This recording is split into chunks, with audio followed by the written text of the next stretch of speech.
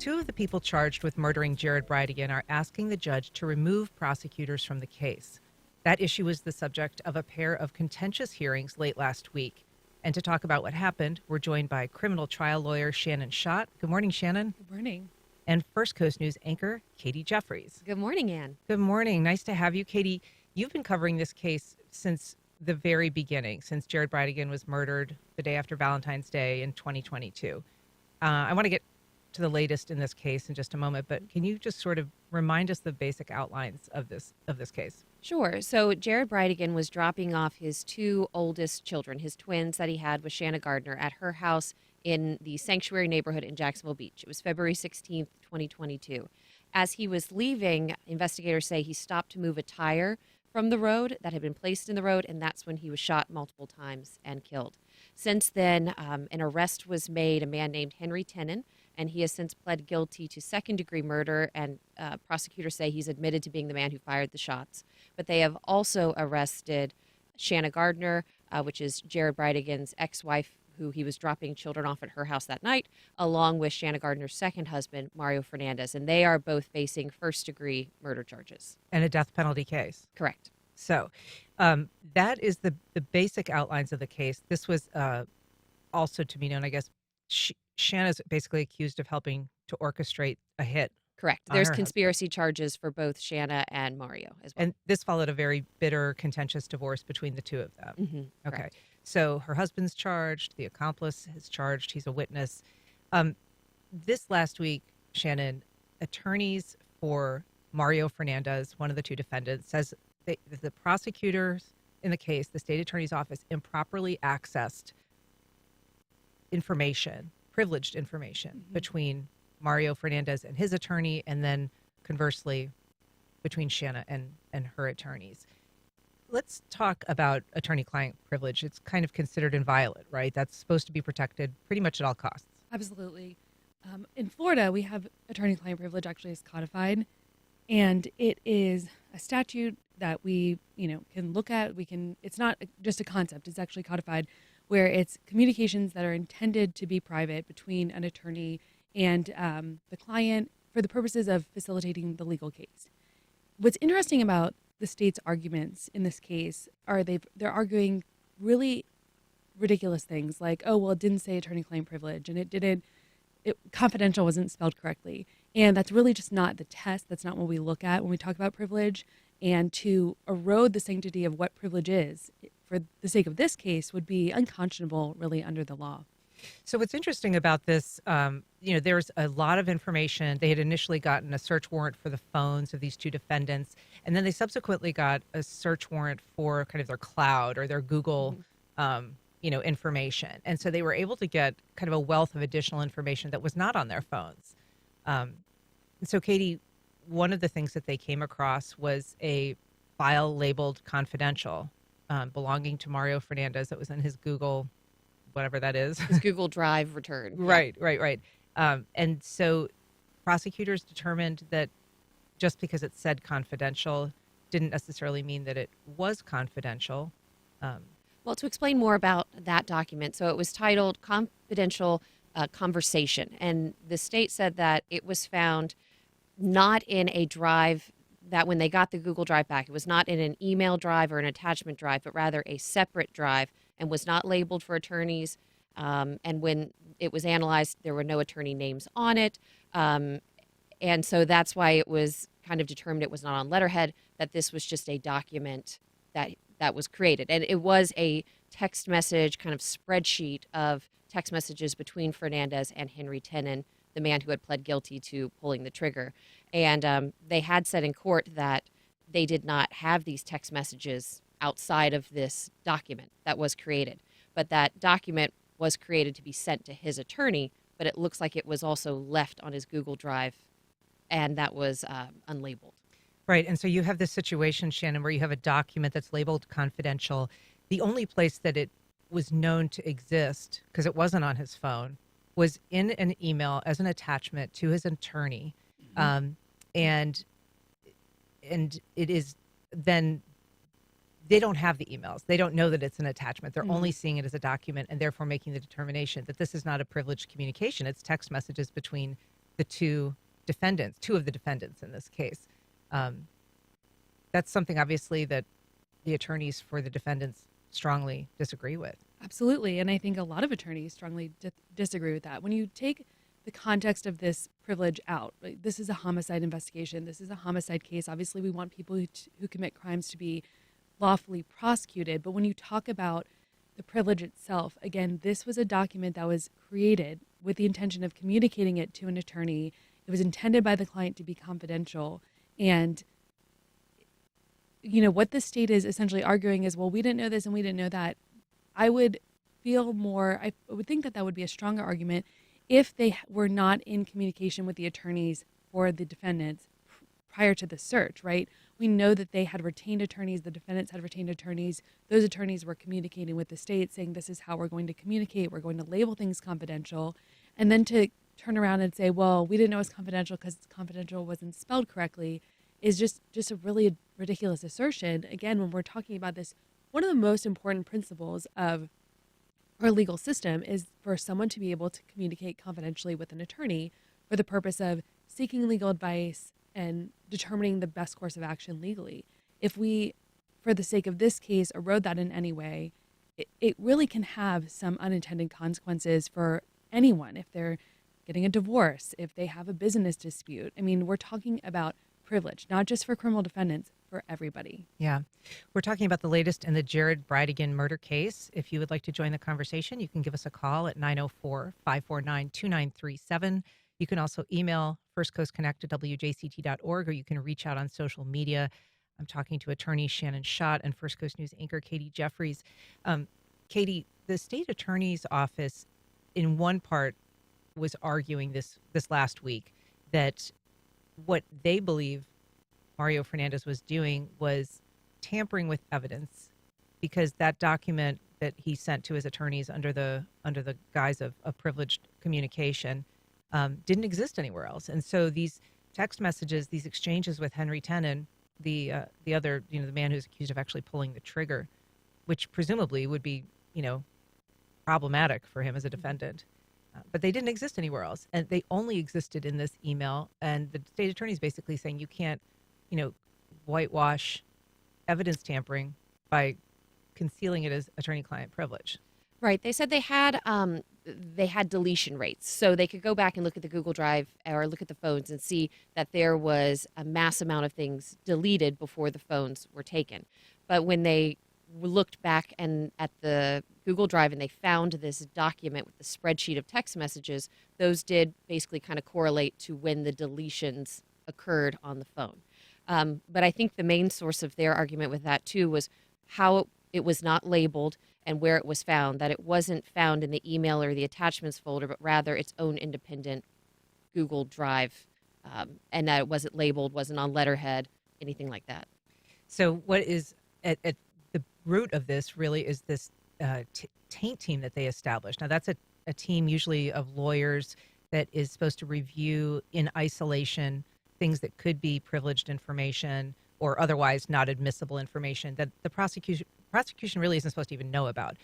So this taint team is supposed to be a firewall between, whatever evidence is coming in and whatever evidence the prosecution gets. And Shannon, typically something like that, this was established early on, right when the phones were taken, Mm-hmm. and was supposed to ensure that this kind of thing didn't happen. Right. Right. Yeah. And certainly the fact that they even had to have a taint team tells us they knew that there was a risk. So there should have been due care when they were doing this. And, arguably there wasn't, because things were discovered, things were put into evidence that were subsequently disclosed back to the defendants. So that's how the defendants knew that they had violated these privileged documentations, because it was disclosed back to them. And, they've been making these arguments for a while now. I believe the motion was filed several months ago that raised all these issues, and we're just now getting to the meat of it. One of the really interesting things that the state said was that it was disclosed to a third party. And in the law, we have like the listening ear doctrine where, again, it has to be a privileged communication between just the attorney and the client. Explain what a privileged ear determination is. Well, what is called is the listening ear doctrine, where a third party hears it. So if we're sitting here and one of you is trying to have an attorney-client conversation with me, because someone else is present, it's no longer privileged and it's no longer protected. And so the state was talking about the CEO of Google at one point having access to this information. That's not exactly a legitimate argument. The Supreme Court, there was a case that talked about cell site location services and a Fourth Amendment argument where they talk about the listening ear doctrine and, the fact that there's these third parties who facilitate communications like Gmail and AOL and your phone carrier. But the Supreme Court, in a different context, in a Fourth Amendment context, has actually protected that, objectively private information, even where there's a, quote, third party.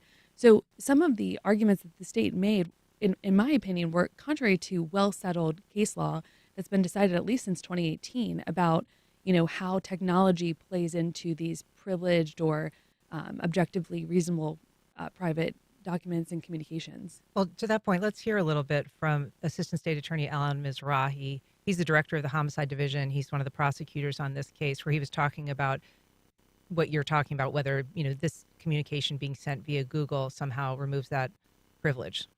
The downloaded conversation between this defendant and his co-defendant, that those are somehow attorney-client work product because they don't exist anywhere else?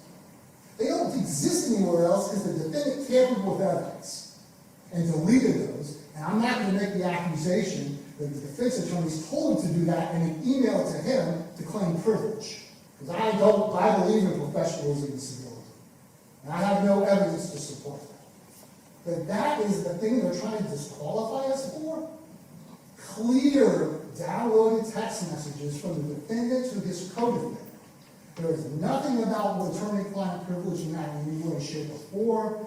You cannot email evidence, send evidence to your lawyer, and then claim privilege. So I think I set up that sound a little wrong. He wasn't talking there about the Gmail issue, but talking about whether this is, something that he can claim attorney-client privilege for at all. However, Alan Mizrahi did admit to making mistakes in this case. He did. He did say that in hindsight in regards to Shanna Gardner's case, when they used a taint team to look through her phone, but they did not do that for the iCloud returns. They did say in hindsight they probably should have done that. So they did make some concessions during their arguments that there were some missteps. Because they set up that agreement for the phone, but they not didn't. the Google Drive. And they previously said with the Next Point issue, where the site where all the discovery was uploaded and then some privileged emails were put on it, that a third party mistakenly did that, uploaded those emails to Next Point as well. So that was kind of a separate issue as opposed to this confidential file, just the software that they were using to Correct. get discovery up. And Uploaded some confidential information. And they said that was an issue by Next Point. Once it was discovered, they took the site down. we've got a call from Mark on the West Side. Good morning, Mark. Go ahead. Good morning. That's almost laughable. Confidential wasn't spelled correctly. Oh, my God. But, my point is, look, they've got the guy who's the shooter, and, he's telling everybody that, hey, this guy paid me to do this, and his ex-wife pressured him to do that. And, they could seemingly they could dump all this other stuff and say, look, we concede that we made some mistakes, so we won't even use that information. We got the guy who did it, and he's going to tell on these other people. Let's move on, I can't see where what you guys are talking about would impinge on that. It's a good question, Mark. I mean, at this point, I think the prosecution is saying some of the information they would not use. There was a timeline that was created by Mario Fernandez and his attorneys, gave to his attorneys, and the state's saying, we're not going to use that. They do want to use the text messages because they're claiming they're not privileged information. But at this point, it's not a question of using the information or not using the information. Shannon, they're saying that this was such an egregious breach of attorney-client privilege and of kind of ethical, expectations that the state should be taken off the case entirely. They're asking for that sanction. Right. And so, if the state is disqualified, it does not mean that the defense cannot continue to make the arguments of suppression. So we're looking at the disqualification issue first, and then, once they settle that issue, they can continue to go down the road of suppression. And, whenever you talk about suppressing evidence, the attorneys will say, we want to suppress it at its base. So, and anything that comes out of that piece of evidence, then we want to suppress as what's called fruits of the poisonous tree. So you hit the tree at its roots. And in this case, these are pre-arrest investigations. So what we're talking about here is potentially the indictment being thrown out, potentially the arrest being suppressed. They're trying to suppress evidence so that these individuals can no longer be prosecuted. And Katie, that would obviously be consequential. The state attorneys they're saying they shouldn't be prosecuted. And in fact, Alan Mizrahi made a big point of saying, the people of this circuit are expecting Melissa Nelson, the state attorney, to prosecute this case, and that's important. But they're not asking for a change of venue. No. So they're asking for the prosecution to be removed, and presumably another state attorney would be assigned. And who's to say? I mean, they may ask for a change of venue down the road. This issue, the judge has said this issue has to be sorted out before they can even get to any other issue. They have to know who's prosecuting the case.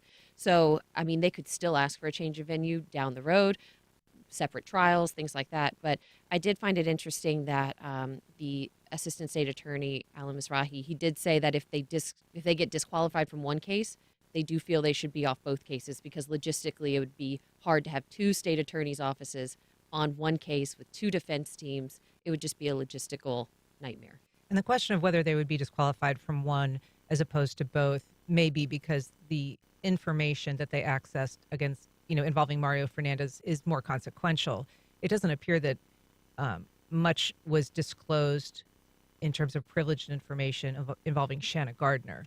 Yes, I believe with that, it was an ATF agent opened one attorney-client privileged message, alerted them that she had seen an attorney-client privileged message. We don't know what the contents of that message is. They tried to have a hearing earlier in the week, last week, to have the ATF agent testify, but the federal government said no, that she was not to testify on that.